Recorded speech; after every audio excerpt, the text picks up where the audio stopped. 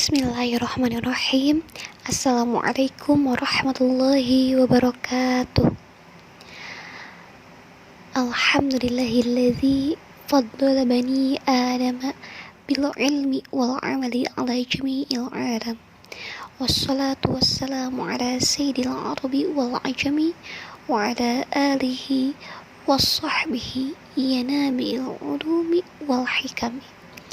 Allahu ghayatuna wal ikhlasu mabdauna wal mahabbatu syiaruna nu'ahidullah ala sidqi wal ikhlasi wal yaqini amma ba'd.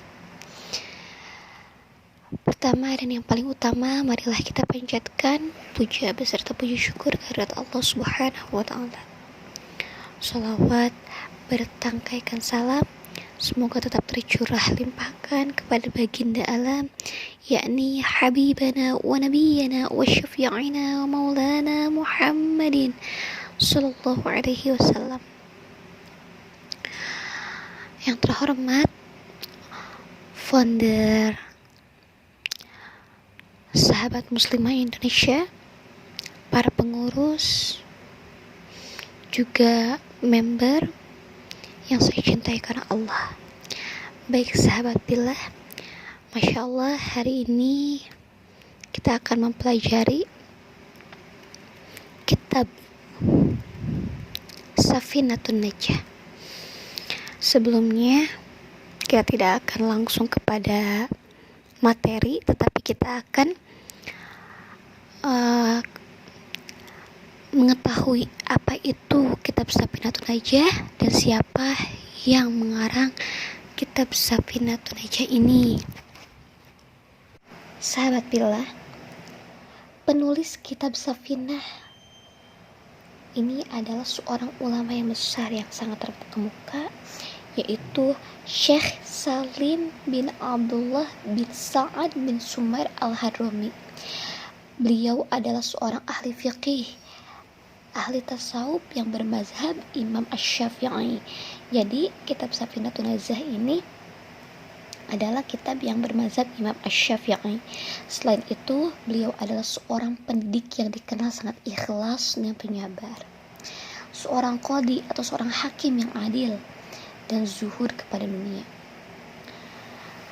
Bahkan beliau juga seorang politikus dan pengamat militer negara-negara Islam. Beliau dilahirkan di desa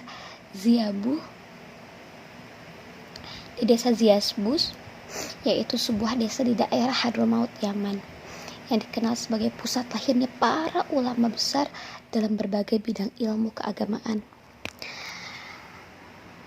Sebagaimana para ulama besar lainnya, Syekh Salim memulai pendidikannya dengan bidang Al-Quran di bawah penguasaan ayahandanya yang juga merupakan seorang ulama, yaitu Syekh Abdullah bin Sa'ad bin Sumair. Dalam waktu yang singkat, Syekh Salim mampu menyelesaikan belajarnya dalam bidang Al-Quran. Bahkan beliau meraih hasil yang baik dan berprestasi yang tinggi. Beliau juga mempelajari bidang-bidang lainnya seperti hal ilmu bahasa Arab, ilmu fiqih, ilmu usul, ilmu tafsir, ilmu tasawuf, dan ilmu taktik militer Islam. Masya Allah, ilmu itu sangat luas sekali ya sahabat billah ya. Maka dari itu, tuntutlah ilmu sampai ke yang lahat, karena menuntut ilmu itu tidak ada batasnya. Masya Allah, ilmu-ilmu tersebut beliau pelajari dari para ulama besar yang sangat terkemuka pada abad ke-13 Hijriah di daerah Yaman. Tercatat guru-guru beliau adalah salah satunya Syekh Abdullah bin Sa'ad bin Sumair, yaitu ayahnya, Syekh Abdullah bin Ahmad Basudan.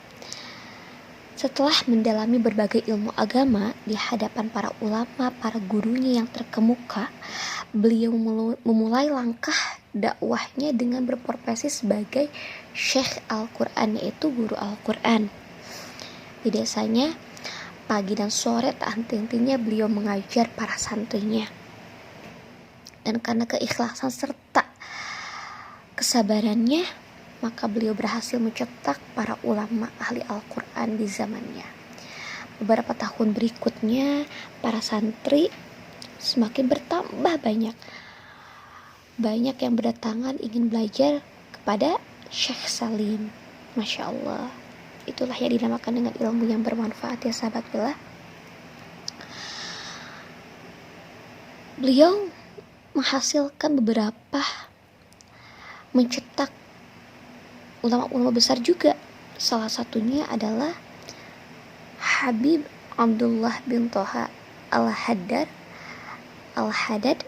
dan Syekh Al-Faqih Ali bin Umar Bauzah dan lain sebagainya. Banyak santri-santri beliau yang juga menjadi seorang ulama yang besar.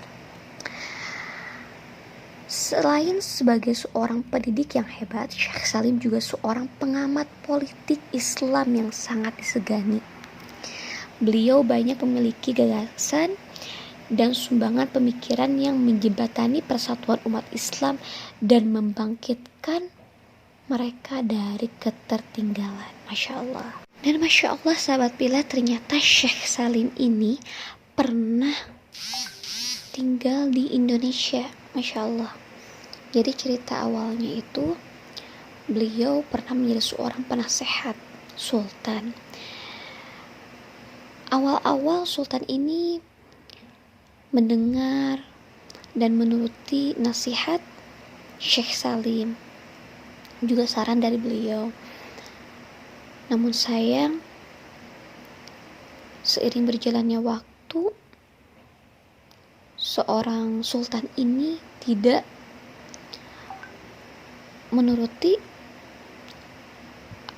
saran dari Syekh Salim, sehingga pada saat itu terjadi konflik antara Syekh Salim dengan sultan dan membuat Syekh Salim untuk pergi hijrah ke India.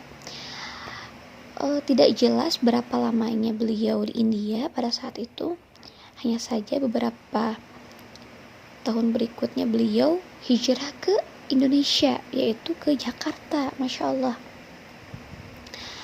Nah, Syekh Salim ini karena sudah menjadi seorang ulama yang besar dan terpandang, sehingga banyak sekali ketika beliau hijrah ke Indonesia itu banyak sekali orang-orang yang ingin menuntut ilmu dengan beliau, sehingga beliau membuka sebuah majelis ta'lim, membuka sebuah majelis dakwah, dan di sana memang Masya Allah, Allah berikan ilmu yang bermanfaat dan berkah. Syekh Salim ini merupakan orang yang sangat sibuk dalam berbagai kegiatan dan jabatannya. Namun beliau adalah seorang yang sangat berzikir kepada Allah Subhanahu wa Ta'ala, dan juga dikenal sebagai orang yang ahli membaca Al-Quran. Salah satu temannya yaitu Syekh Ahmad Al-Hadrawi dari Mekah mengatakan, aku pernah melihat dan mendengar Syekh Salim mengkhatamkan Al-Quran hanya dalam keadaan tawaf di Ka'bah. Masya Allah. Nah, Syekh Salim ini meninggal dunia di Jakarta pada tahun 1271 Hijriah. Beliau telah meninggalkan beberapa karya ilmiah, di antaranya kitab Safinatun Najah, yaitu kitab yang akan kita pelajari hari ini, yang sudah terjemahkan ya dalam bahasa Indonesia, dan juga kitab Al-Fawaid Al-Jaliyah, ini merupakan karya dari beliau juga.